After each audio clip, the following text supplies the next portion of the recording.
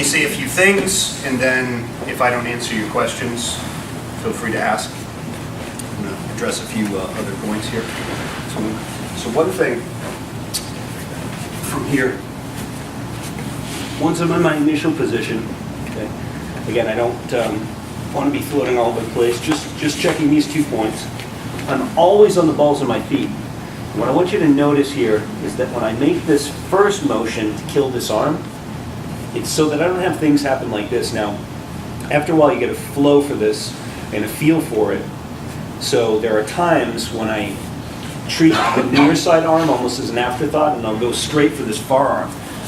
But I'll still kind of know that I've got this at least out of play enough that it's not going to threaten me. But do be aware, say you're going with somebody with a big barrel chest and or just super strong, heavier than you especially, you put this arm across your waist, and sometimes when you're driving to the mat, okay, if you haven't addressed this arm well enough, that's when they'll just do the big power bridge and just roll you right over. Okay, so you do have to be worried about that. You have to know when you can do this. That's why we kill the arm first. So it's sort of like you're going 1, 2, although 2 is in a T, 2 is up in that direction, right?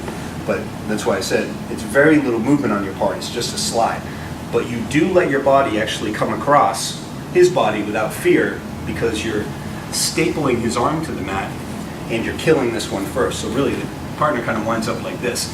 That's why it's safe to come off the bullseye at this point and smash it, but you never break your connection.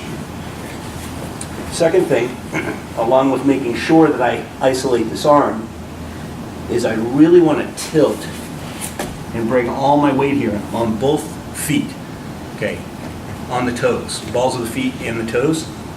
At no point did either of my feet go flat. I need that drive, and I can feel my whole hip bone and the outside of my body like sitting heavy on Ivan here, so there's not any space in there. If you look at it from this angle,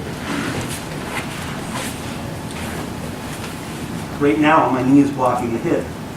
As I slide to kill this arm, my knee may move a little bit, but it does not come away from his body. The only time this knee of this leg comes away from the body is on the drive at that 45-degree angle, but I just shift my connection into my thigh, rib cage, and oblique. Okay, so that's important, because if you break the connection at any point, somebody, especially if they're flexible and they're quick, they'll pull guard right then and there as you're in your transition sliding across the body. So I want to prevent that as well. Come on, right way. Okay, so again, I start with points 1 and 2 in the fundamental 5. Okay, that's my positioning. Kill this, a little slide, kill this. Okay. Now I'm pushing this forward, wiggling my chest, my chin in, and then I go for the shave into the X, which tightens that up even better.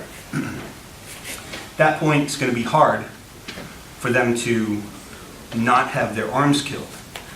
But it is jiu-jitsu, and it is skilled opponents, and they will have tactics for making space, which is why if I'm starting to go for this, and at any point, okay, Ivan's bridging and defending, so on and so forth, right? And he moves a little bit, and I'm trying to kill this, right? So I go to kill it, and then he maybe bumps and kind of gets it back in again, right? So what do? I settle in position, I kill it, I go for it again, and again, and again, okay? And that's the beautiful thing about this, is you're barely moving. Okay, you're essentially going through the entire attacking sequence just relentlessly with just tiny little adjustments, basically just camped out, laying on your partner. And the only real engagement you have is the anchors, which are not death grips. It's literally just cupping, making connection to those parts of his body, and my toes on the mat, and that's really it. It can be very, very lazy in here, all right? Are there any other questions anybody has at this point before you try it again?